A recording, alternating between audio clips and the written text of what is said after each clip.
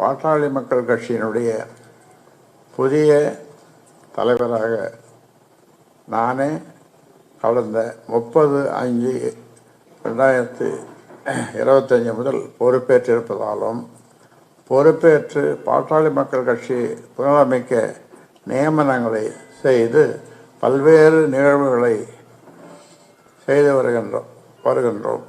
செயற்குழு சிறப்பாக நடத்தப்பட்டது. அதற்கு முன்பாக நிர்வாக குழு நடந்தது. தீர்மானங்கள் நிறைவேற்றப்பட்டன. மற்றும் வருகிற ஆகஸ்ட் 10ஆம் தேதி பூம்புகாரில் மாநில மகளிர் மாநாடு நடத்த இருக்கிறோம். இந்த சூழலில் நம்முடைய கட்சியினுடைய தலைமை அலுவலகம் சென்னையில் இருந்ததை மாற்றி 30/5/2025 முதல் தைலாபுரம் தோட்டத்திலேயே தலைமை அலுவலகம் இயங்கி வருகிறது. தொண்டர்களும் மற்ற தலைவர்களும் வேறு எங்கும் நம்முடைய தலைமை அலுவலகம் இல்லை என்பதை தெரிந்து கொண்டு தலைமை அலுவலகம் தைலாபுரத்தில் தான் இருக்கிறது என்று தெளிவாக தெரிந்து கொண்டு அனைவரும் தைலாபுரம் தோட்டத்திற்கு வந்து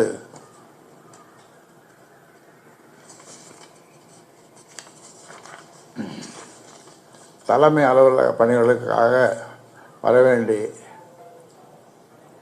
வரவேண்டி சொல்லப்படுகிறது.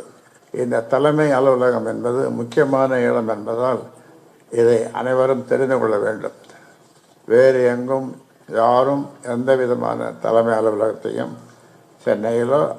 சென்னையிலோ வேறு எந்த ஊரிலோ வைத்திருக்கக்கூடாது. வைத்திருந்தால் அது சட்டத்திற்கு புறம்பானது என்பதை தெரிந்து கொள்ள வேண்டும் என்று தெரியப்படுத்தப்படுகிறது.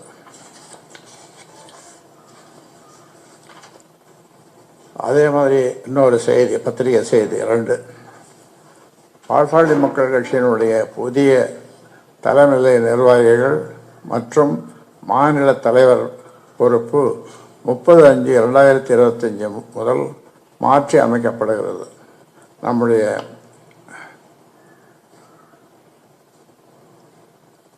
நிறுவனர் தலைவர் மருத்துவர் அவர்களின் ஆலோசனையின்படியும் நம்முடைய சிறப்பு பொதுக்குழு முடிவு செய்தபடியும் மாநிலத்தின் தலைவராக நம்முடைய நிறுவனர் மருத்துவர் ஐயா அவர்களே கடந்த 30/5/25 முதல்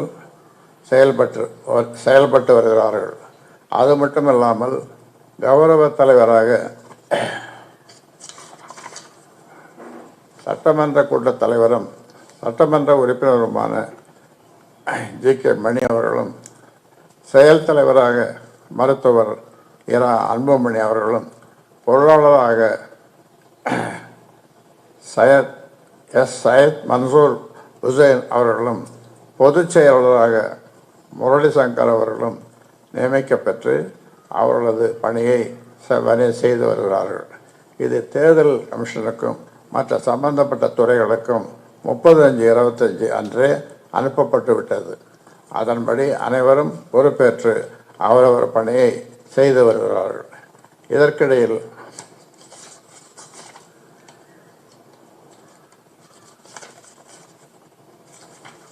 யாராவது அந்த பணியை செய்ய விடாமல் செய்தாலோ அல்லது அந்த பணியை நான் தான் பொறுப்பாளர் என்ற வகையில் பேசிக்கொண்டிருந்தாலோ அவர்கள் எல்லாம் கட்சியினுடைய விதிகளுக்கு உட்படுத்தப்பட்டு ஒழுங்கு நடவடிக்கை குழுவுக்கு உட்படுத்தப்பட்டு நடவடிக்கை எடுக்கப்படுவார்கள் என்பதை கட்சியினர் தெரிந்து கொள்ள வேண்டும்.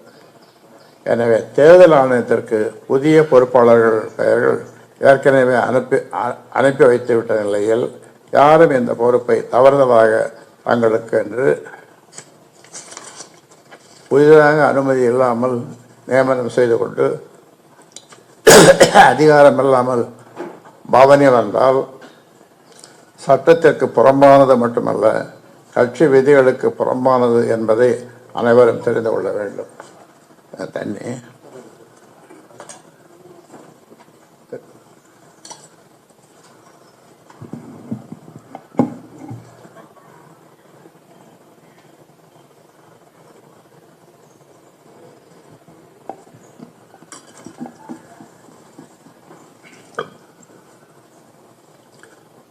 இது நம்முடைய கட்சியினுடைய தலைவர்களுக்கும் தொண்டர்களுக்கும் தெரிவிக்கப்படுவது.